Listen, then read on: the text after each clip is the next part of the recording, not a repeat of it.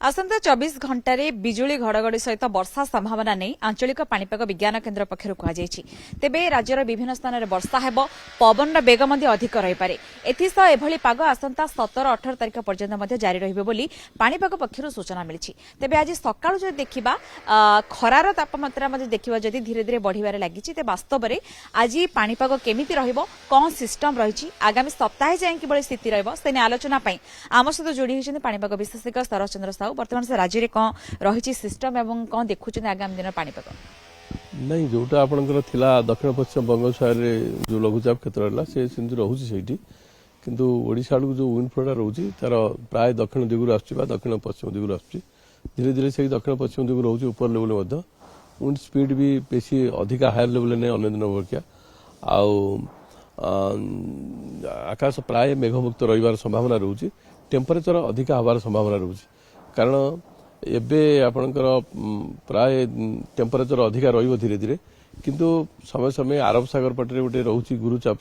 माने पश्चिम भारत उपकूल से किसी ना किसी जलवाष्प आसपे जदि छत्तीसगढ़ फत्तीसगढ़ केतले वर्षा हो माने क्लाउड फॉर्मेशन होउची से क्लाउडटा उत्तर पश्चिम रु आपणकर दक्षिण पूर्व आडू गति करिवो सेटा हेले बेले बेले ओडिशा रे वर्षा हो जाई पारे किंतु जनरली ओडिशा रे वर्षा एक्सपेक्ट करि पारंती रात्रि रे बा संध्या परे वर्षार संभावना रोचे इवनिंग आवर बा राति रे वर्षार रोचे किंतु काँ भाँ कोटी गोटे दिटा जगह हम प्राय लार्ज एरिया रे वर्षा नहीं आज जमी आप आफ्टरनून रे भी देखिपारती मयूरभंज केउंझर पकेट रे भी गोटा दिटा जगह काल बैशाखी जनित वर्षा देखिपारती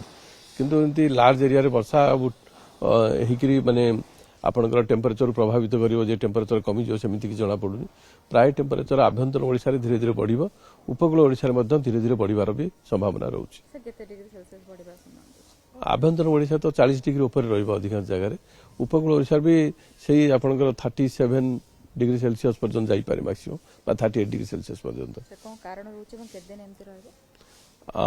माने उपकूल ओडिशा रे 18 तारिख को टेम्परेचर बढ़ी जीवो 40 तारिख ऊपर रही पारे 40 डिग्री ऊपर रही पारे 17 तारिख बा 18 तारिख पर्यंत प्राय ए प्रकार पाग रहिबो आभ्यंतर ओडिशा रे बढ़िबो आभ्यंतर ओडिशा रे किछ जगह 40 डिग्री एभव होई पारे 18 तारिख बा 19 तारिख ठू सेठी मते किछ जगह 44-45 डिग्री पर्यंत भी जाई पारे बा ताठर अधिक भी होई पारे। गत 24 घंटे राज्य विभिन्न स्थान में वर्षा होती बिजुली घड़घड़ी सहित कालबैशाखी स्थिति अनुभव होती आज सकाळु किंतु सर टिके पाग परिवर्तन देखा खरा टिके आरंभ है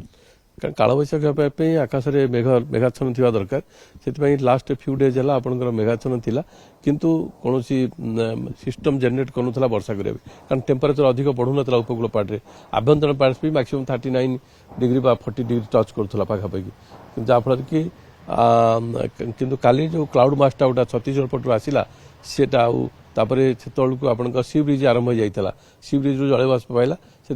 किसी जगह काली आपंकर कालबैशाखी प्रभाव रही तापमात्रा तो जना पड़ू प्राय 23 तारिख पर्यंत यही प्रकार हो आगू भी रही पारे किंतु मझे मझे हिटिंग फल समुद्र पटू जलवाष्प आसो जोटा कि सी ब्रिज मध्यम कौटी काँ भाँ कालबैशाखी प्रभाव भी रही सर अन्यपटे राज्य को मौसुमी आगमन को लेकिन कौन बर्तमान सुधा सूचना रही एबे तो मौसुमी इनिशियली अंडमान पाखु आसो तापर जाइए केरल छुईब तापर जाइए किसी कह एबे किंतु मनसून विषय किसी कहवाटा संभव नहीं अंडमान ये आपणकर तार नॉर्मल डेट हूँ 15 ରୁ 20 तारिख भितर अंडमान रास्ता है किंतु एबे केबे अंडमान रे छुईब जोटा आपणकर जो लघुचाप क्षेत्र थिला तार मूवमेंट छाड़ू ना सी आलंग दि कोस्ट जाऊँगी हो पारे जदि से कंटिन्यू रहा टुवार्ड्स अंडमान गला तो मनसून अनसेट हो पारे जदि से समुद्र भितर से मिलेगला डिसमिस माने वीक हो गला पूरा 15 तारिख रे ताले अंडमान रे मनसून फर्दर भी डिले हो पारे। ट्विन सिटी रे खरार प्रकोप टिके अधिक रहइबो कि ट्विन सिटी आज खरार प्रकोप अधिक रहिबो आज टेम्परेचर मैक्सिमम गले 37 डिग्री सेल्सियस बा 38 डिग्री पर्यंत जाई पारे आभ्यंतर 40 डिग्री प्लस हो पारे किसी जगह प्रतिक्रिया शुणुले गत 24 घंटे आम देखीचे कालबैशाखी प्रकोप रही है किंतु आज जो देखा पाणीपाग विशेषज्ञ शरद चंद्र साहू कहवा अनुसार आज राज्यर तापमात्रा परिवर्तन आसव और विभिन्न स्थान में तापमात्रा वृद्धि पाइब उपकूल अपेक्षा पर्यटन देखिए आभ्यंतरण ओडिशा रे 40 डिग्री उपर तापमात्रा रहिबार यथेष्ट संभावना रही ट्विन सिटी में 37 डिग्री उपर तापमात्रा रहिबा नै पूर्वानुमान करा जाउछि इतिमध्ये कुआଯାଉଛି एभଳି पाग आउरी सप्ताह जाए लगी रहिबो तेबे राज्य रे वर्तमान जा स्थिति रही जदि देखिबा वर्तमान कोनोसी प्रकार विशेष वर्षा बा कालबैशाखीर विशेष प्रभाव रहिबो नाही बोली जहाँ सूचना आमको देउथिले।